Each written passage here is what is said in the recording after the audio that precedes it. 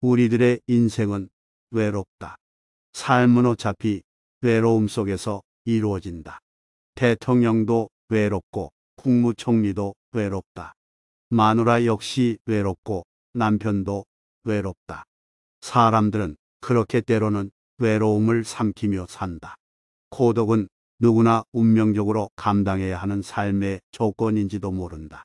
화려하고 잘생긴 영화배우도 외롭고 번단 거리에 서 있는 교통순경도 외롭다.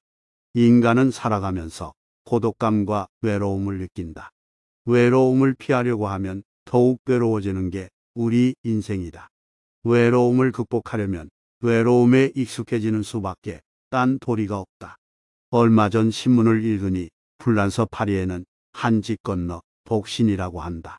그 사람들은 배우자 없이 혼자 살면 외롭지만 자유가 더 좋아 결혼은 안 한다고 한다. 차라리 고독한 자유를 즐기면서 산다는 것이다. 한국도 이와 비슷한 사회 모습으로 변질되어 가는 걸 보게 된다. 옛날엔 가족이 3대가 한 지붕 밑에서 살면서 가장의 권위와 채통을 지키면서 손자 손녀들의 재롱도 받고 살았으나 요즘 가족은 핵가족화로 분해되어 모두들 뿔뿔이 흩어져 살고 있다. 200년 전에 살았던 미국의 프랭클린이라는 사람은 그래도 딸을 둔 부모는 낫다고 했다. 아들은 결혼과 동시에 자식을 잃어버리지만 딸은 마음만이라도 부모 곁을 떠나지 않고 고분하게 부모를 섬겨서 좋다는 것이다. 결혼하고 나면 처자식에 빠져있는 아들보다는 부침성 있는 딸이 낫다는 말이다. 18세기에도 지금이나 마찬가지로 사람 사는 양태는 별반 다르지 않았는가 보다. 아들, 딸들이 시집 장가를 가버리고 나면 늙은 내외만 발랑 남는다든가 아니면 한쪽 배우자가 없는 사람은 혼자서 남은 세월을 살아야 한다. 자식들은 가끔가다 효를 합례하고 전화라도 하고 1년에 한두 번 명절에나 보게 되지만 늙은 부모는 그것도 고마운 마음으로 감지덕지 해야 한다. 노인들은 복백처럼 중얼거린다. 키울 때 자식이지 키우고 나면 다 그만이라는 것이다. 이건 엄연한 진리라고 생각하면 마음이 편해진다. 지금의 노년 세대도 부모님한테 만족하게 효도를 한 사람이 얼마나 되겠느냐 말이다. 인생은 그렇게 섭섭하게 흘러가게 마련이다. 늙으면 어차피 이런저런 서러운 일들이 많아진다. 어느 통계에 의하면 오순도순 금슬좋게 산 사람일수록 한쪽이 먼저 죽고 나면 남은 사람도 시들시들하다가 얼마 안 있어 따라간다고 한다. 특히 부부금슬이 유달리 좋은 사람일수록 이런 현상이 많다고 하니 금슬 좋은 것도 탈이라면 탈이다. 둘이서 오래 살다가 남자가 먼저 죽으면 그래도 좀 괜찮은데 여자가 먼저 죽으면 혼자 남아있는 남자의 초라하고 처량한 모습은 주위 사람들을 보기 딱하게 만든다.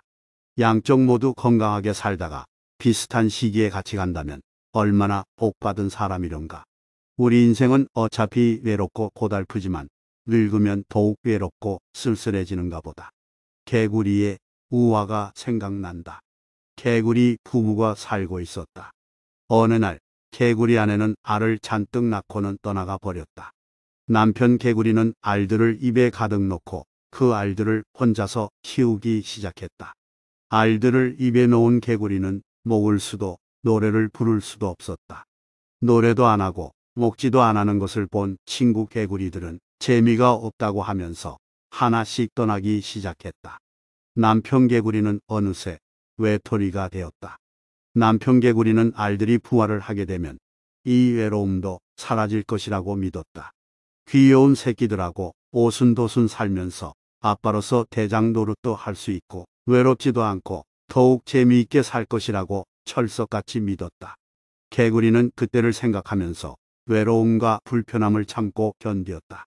마침내 알들이 부화되어 올챙이가 되는 날, 남편 개구리는 즐겁게 입을 벌려 올챙이들을 쏟아내었다. 그리고 그들이 곁에 머물며 그동안의 외로움을 보상해 주리라 믿었다. 그러나 그것은 착각이었다. 올챙이들은 개구리의 입 밖으로 나오는 순간 소리치며 모두들 바깥 세상을 향해 달아나고야 말았다. 아빠 개구리는 어이가 없었지만 붙잡을 수도 없었다.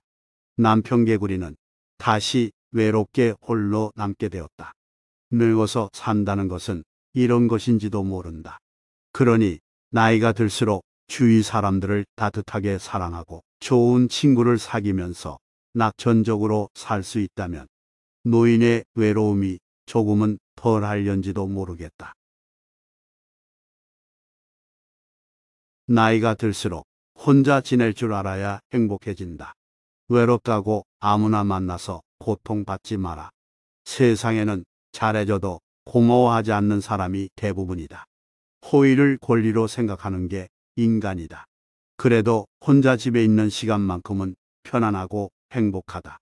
젊었을 땐 친구를 만나면 마냥 좋았다. 나이 50 넘으니 내면을 가꾸는 게 더 중요한 것 같다. 이젠 모여서 철없는 얘기, 시시덕거리는 일도 피곤하다. 분위기 맞춰주는 것도 지친다. 내 돈 쓰는데 재미가 없다. 부질없이 신세 한탄하는 것도 별로다.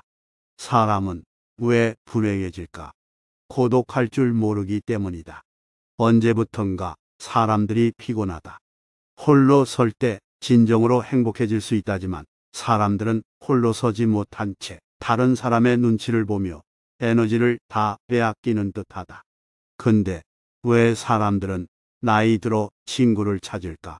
쇼펜하우어가 말하길 친구를 사귀고 싶어서 사귀는 게 아니라 혼자 남겨지는 게 무서워 친구를 만난다고 한다. 나이가 드니 남들한테 에너지를 쏟기가 싫다. 가면을 쓰고 남한테 착한 사람으로 보이기도 싫다. 애쓰는 게 다 무슨 의미일까 싶다. 쇼펜하우어의 말처럼 혼자 있어봐야 내가 누군지 알 수 있다. 혼자 있을 때 사람은 자유로워진다.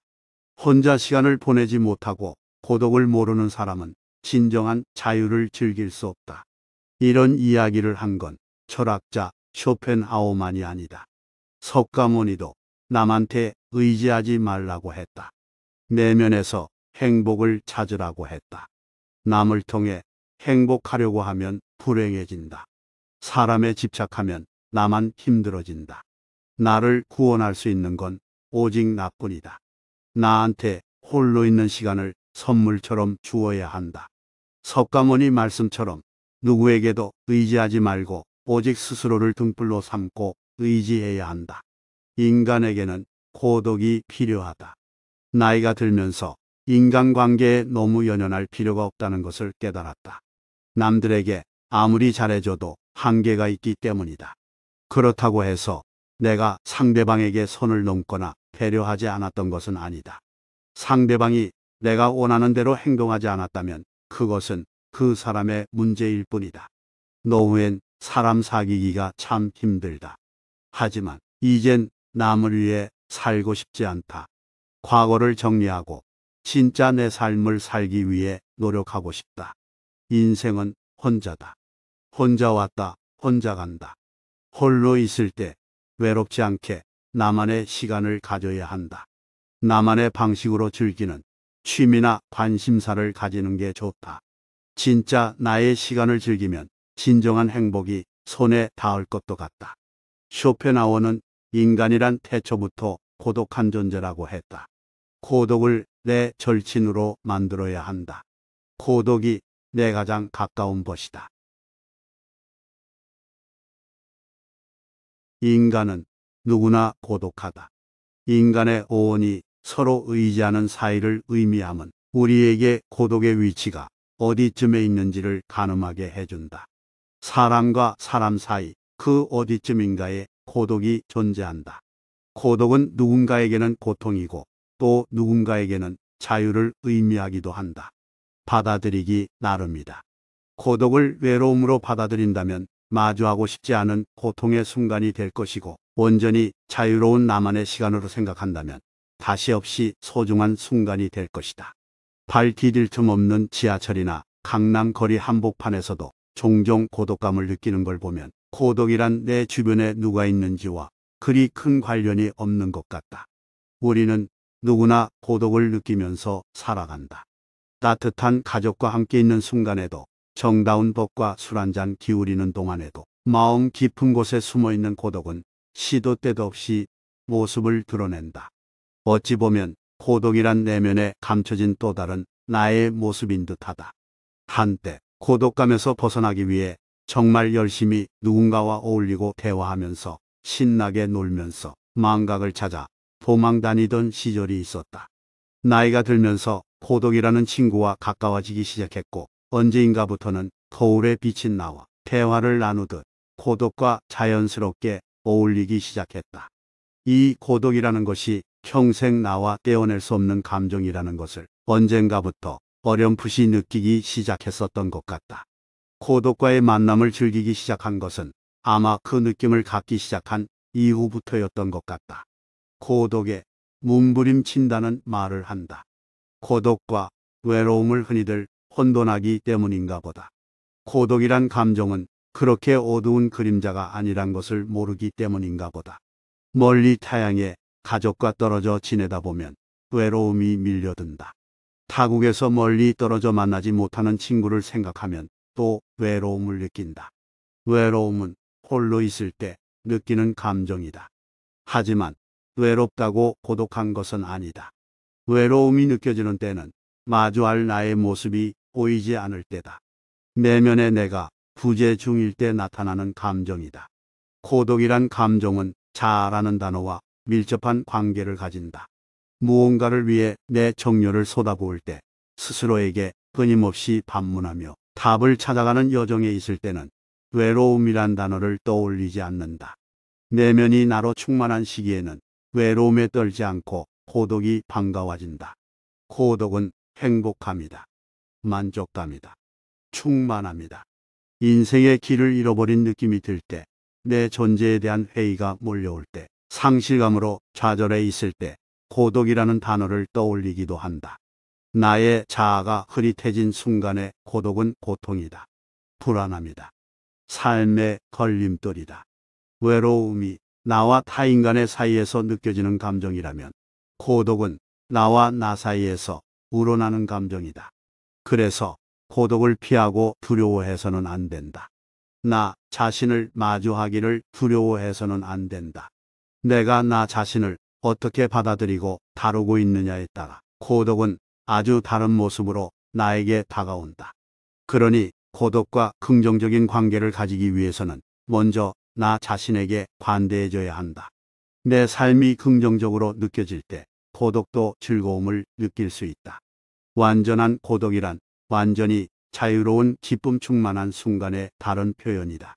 누구에게도 방해받지 않고 온전히 나에게 집중할 수 있는 순간 말이다.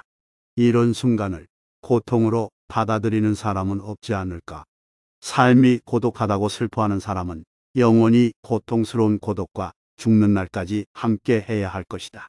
엄청난 부를 이뤘다고 고독은 사라지지 않는다.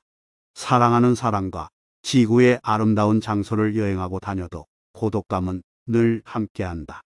사랑하는 가족들과 즐거운 일상을 보내며 살고 있어도 고독은 여전히 가장 가까운 나의 친구다.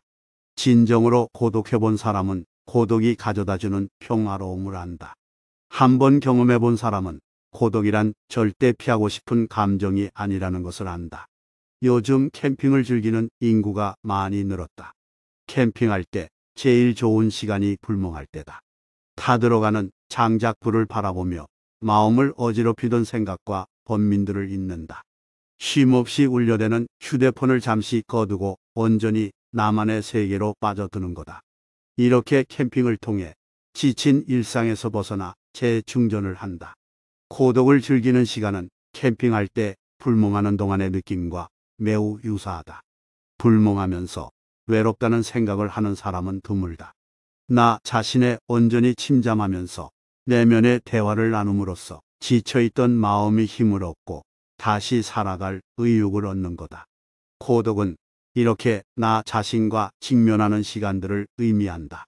그러니 자신을 사랑하지 못하는 사람에겐 고독은 불편한 진실이 될 것이고 자기 사랑이 충만한 사람에겐 행복한 순간이 될 수밖에 없는 거다. 고독과 친해지려고 노력하자. 고독을 좋아하게 되면 확고한 자아와 건강한 내면을 지닐 수 있게 된다. 고독을 즐긴다는 것은 나 자신을 사랑한다는 것과 같은 의미다.